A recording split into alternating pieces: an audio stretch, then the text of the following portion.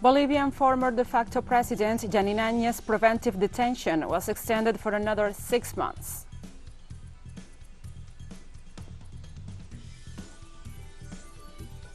Chinese authorities quarantined thousands of people to contain a new COVID-19 outbreak.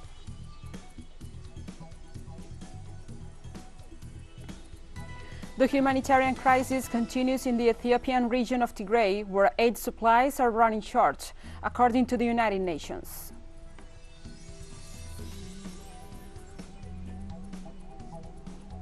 From the headquarters of TeleSUR English in Havana, Cuba, this is From the South.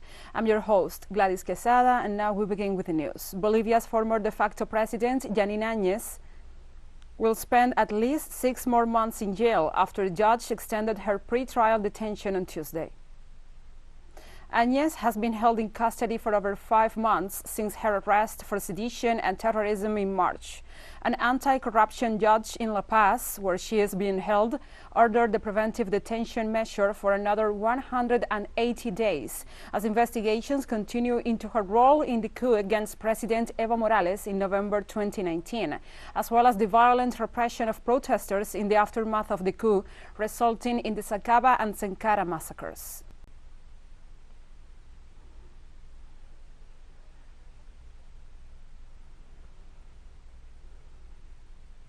Brazil's Supreme Electoral Court requested the Supreme Court of Justice to open legal proceedings against President Jair Bolsonaro for his negative remarks against the current voting system.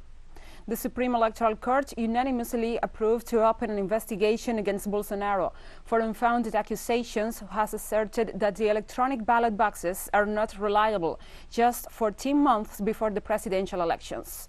Bolsonaro, who faces his worst moment of popularity, intends to run for re-election next year, although so far polls place him behind his greatest political adversary, former President Inácio Lula da Silva.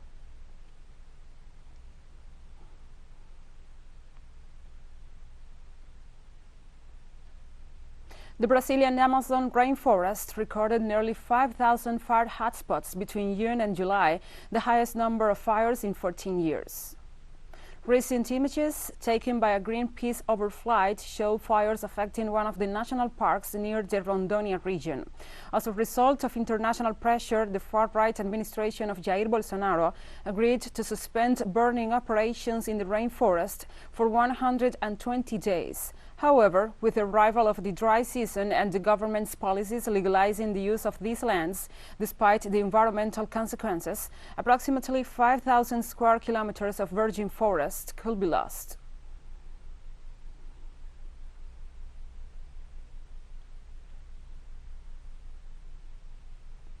Colombian President Iván Duque was expected to finally approve the 16 seats in Congress to be allocated to victims of the armed conflict this Tuesday, as established in the peace agreement signed in Havana in 2016. The Constitutional Court and the Council of State endorsed the bill, which Congress passed on Monday to be submitted to the President for his signature, and thus advanced towards the incorporation of the representatives to hold the 16 seats in Congress, as provided for in the peace agreement. The bill, which has been strongly criticized by the government party and other right-wing groups, will allow the most affected 16 municipalities of the country by the armed conflict to be directly represented in Congress for the next 2 terms.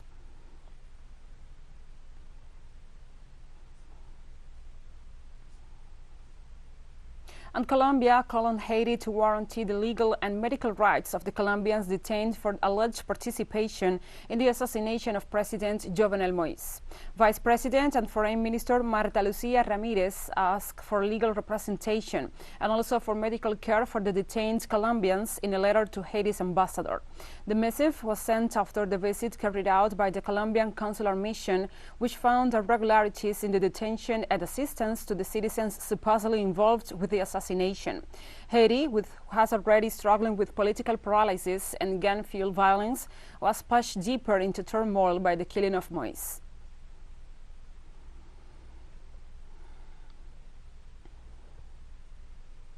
The President of Venezuela, Nicolas Maduro, stressed in a meeting with the Electoral Commission of the United Socialist Party of Venezuela that 99% of the opposition will participate in the country's regional mega elections. I have seen that 99% of the opposition in Venezuela are going to register their candidates for the mega election of November 21. I'm happy because we succeed.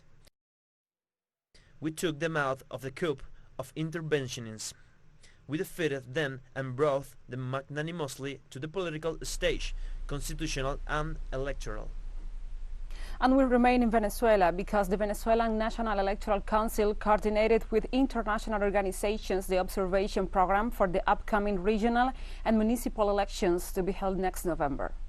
The president of the National Electoral Council, Pedro Calzadilla, met this Tuesday with the head of the Council of Electoral Experts of Latin America, Nicanor Moscoso, to discuss the requirements to develop the activities. Moscoso was present at the audit to guarantee the transparency and consistency of voter data for the democratic process.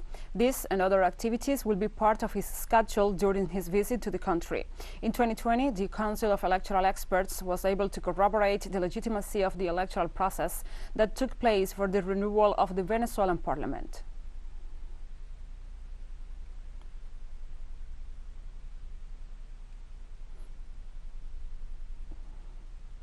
The Biden administration will implement accelerated expulsion procedures to immigrants who continue to cross the Mexican-U.S. border. The Department of Homeland Security announced the measure, which began last week with the expulsion of 73 families who were sent back on planes to Central America. On Monday, at least 34 Guatemalans were victims of that procedure. U.S. Congress members said the government adopted the initiative due to the increase of immigrants who have crossed the border in recent weeks, a number over 20,000 families that have caused the collapse of border patrol facilities. Social and civil organizations who slammed Donald Trump because of this inhumane treatment to migrants will in the following days take a similar stand against Joe Biden.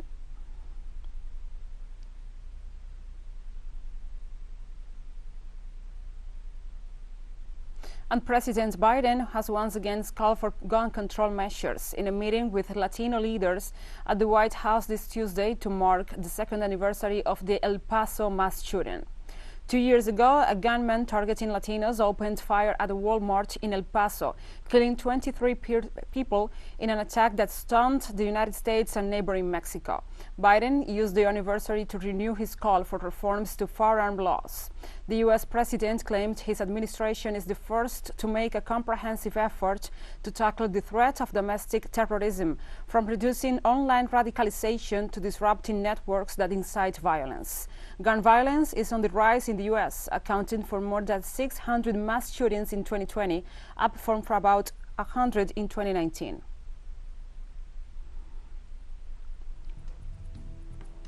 And we'll be right back after this very short break, so don't go away.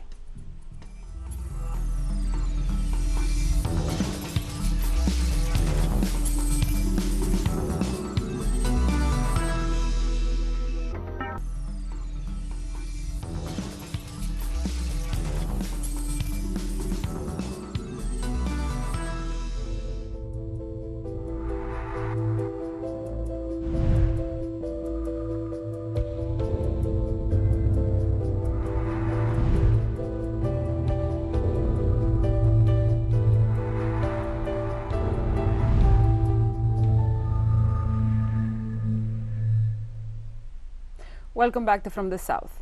On Wednesday, China registered its highest daily number of local coronavirus cases in months. A mass testing and contact tracing campaigns uncovered a trail of Delta variant infections. Health authorities reported 71 domestic cases on Wednesday, the highest since January. Wuhan, where the virus first emerged in 2019, reported its first local infections in over a year this week and said Tuesday it was testing of all 11 million residents. Meanwhile, Nanjing has tested its 9.2 million residents, 3 times after shutting down gyms, cinemas and closing off residential compounds. Chinese authorities quarantined residents of Suzhou City, Wuhan province, and at least 6 residential communities in Beijing, Haidian. The district were quarantined on Monday. Flights, trains and buses from affected regions have been suspended.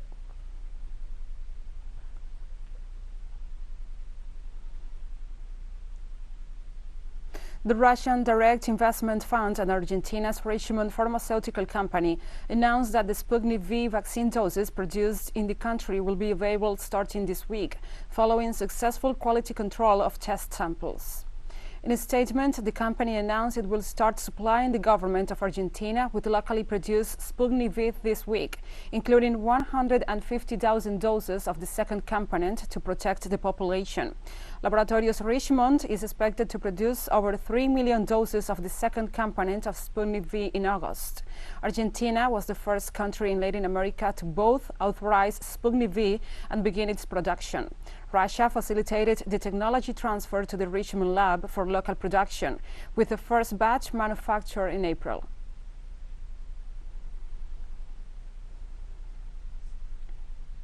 And thousands of Argentine youngsters with pre-existing medical conditions started being immunized this Tuesday with the Moderna vaccine. Young people between the ages of 12 and 17 who suffer from diabetes, obesity, cardiovascular, kidney and respiratory diseases, cancer, or are affected by intellectual and developmental disabilities, among other conditions, are eligible for these shots. The goal is to immunize about 900,000 adolescents before the Delta variant spreads massively in this South American country. Argentina has administered a first dose of vaccines to 25.3 million people and 2 doses to some 7.3 million out of a total population of approximately 45 million.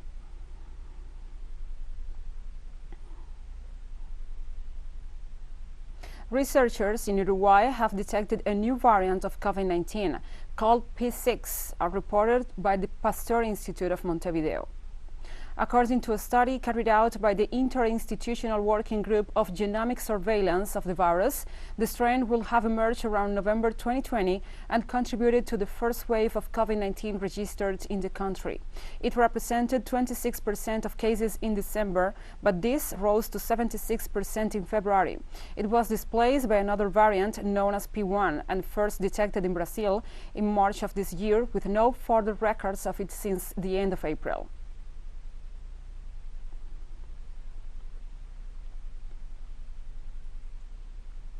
And the president of Cuba, Miguel Díaz-Canel Bermúdez, called to strengthen medical attention in the central province of Ciego de Ávila, given the epidemiological situation due to COVID-19.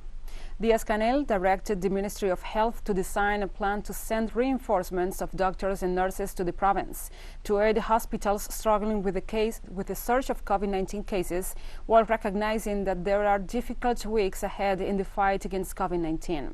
The president stressed that there cannot be mistakes in providing the best care for the population and called for solidarity from all social sectors in the country.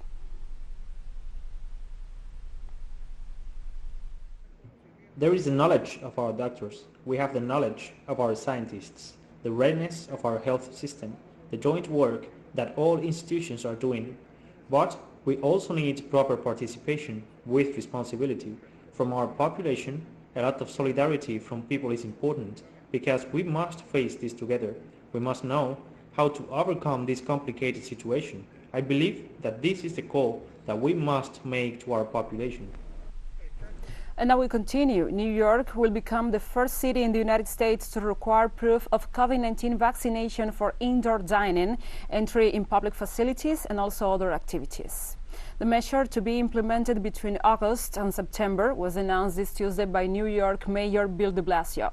Workers and customers will have to prove that they have received at least 1 dose of a COVID-19 vaccine to enter restaurants, gyms, and movie theaters, among other establishments. De Blasio has been encouraging more New Yorkers to get vaccinated to curtail a third wave of coronavirus cases, amid concern over the spread of the Delta variant.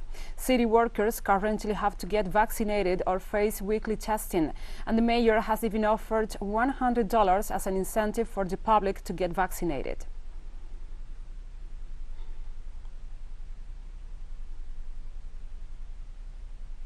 And almost all of Scotland's remaining COVID-19 restrictions will end shortly, but a number of mitigation measures, including face masks, will remain in place, Scottish First Minister Nicola Sturgeon said on Tuesday. I will confirm that from next Monday, Scotland will move beyond the current level 0 restrictions, and I will set out the basis for that decision. However, in line with the cautious approach we have taken throughout this pandemic, I will also set out a number of mitigation measures that will remain in place. Firstly, it will continue to be the law, subject to existing exemptions, that face coverings must be worn in all the same indoor settings as is the case now. We will keep this under review, but my expectation is that face coverings are likely to be mandated in law for some time to come. And thousands of people fled their homes north of the Greek capital on Tuesday as a wildfire broke out of nearby forests and reached residential areas. The horrid evacuations took place just as Greece grappled with its worst heat waves in decades, with temperatures reaching 42 degrees Celsius in parts of the capital. The blaze sent a huge cloud of smoke over Athens. Earlier, authorities closed the Acropolis and other ancient sites during afternoon hours.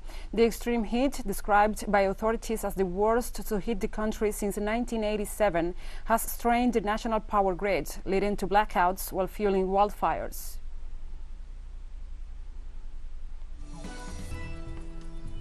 And we have more stories coming up after this final short break, so stay with us.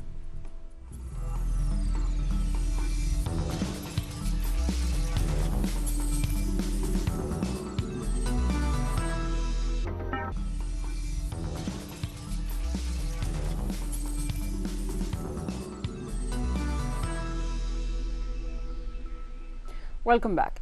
The humanitarian crisis continues in the northern Ethiopian region of Tigray, where aid supplies are running short, according to the United Nations.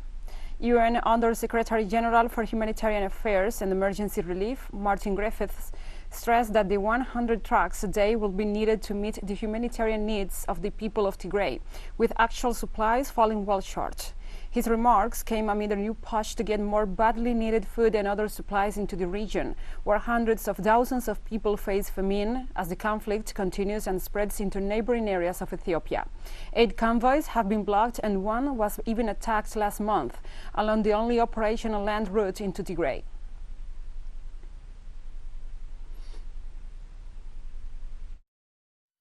Of course, welcome the recent arrival over these last few days of 122 trucks which had been stationed in Samara waiting to go into Tigray. So they got there, so they are replenishing the supplies needed for the people of Tigray. But we need more. And the figure, it's an astonishing figure, but it's a tested figure, it's an attested figure by the humanitarian organizations, is we need 100 trucks a day going in to meet the humanitarian needs of the people of Tigray. We need to change the circumstances that have seen trucks moving in rather slowly. We need assured access routes by land, as well as, of course, our own flights going in and out of Mekelle. And frankly, we need the war to end. We need the conflict to stop if this is to be a safe place for the people of those particular regions in northern Ethiopia. And the United Nations Human Rights Chief urged accountability for the massive explosion at Beirut port a year ago that killed at least 214 people and destroyed thousands of homes and businesses. The spokesperson of the Office of the High Commissioner for Human Rights, Marta Hurtado, said on Tuesday. As despair deepens and anger mounts in Lebanon, UN High Commissioner for Human Rights, Michelle Bachelet, is today stressing the urgent need for the Lebanese government to ensure a transparent, effective, thorough and impartial investigation into what happened last August and to hold those responsible accountable.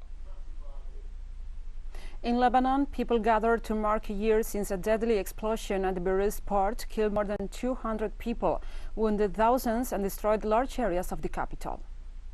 Destroyed. It's been a year and we still haven't gone back. When I'm reading the names behind me on the mural, people I know and people I don't know, it has been a year, but I still can't comprehend that. Did we really lose all of these souls? Every name, every person. We weren't able to say goodbye. They went so quickly. As a mother, I lived that moment of fear when the explosion happened. Where's my daughter? What happened to her? And I remember how I lost my father during the Civil War. All of those wounds live inside me. I imagine every Lebanese here or abroad is feeling this synth. these wounds reopened in all of us. The United Nations mission in Afghanistan has called for an immediate end to fighting in urban areas, stressing that civilians are bearing the brunt of the violence as the Taliban advances and foreign troops leave the country. The UN Secretary General's spokesperson Staffan Dujarric stressed that the Taliban ground offensive and Afghan National Army airstrikes are causing great harm and noted deep concern about indiscriminate shooting and damage to health facilities in civilian homes. The latest reports show that 40 civilians have been killed and over 100 injured within the last 24 hours in the key city of Lashkar Gah, where the Taliban appears close to taking control. Meanwhile, in Kandahar, at least 5 civilians were killed and 42 wounded.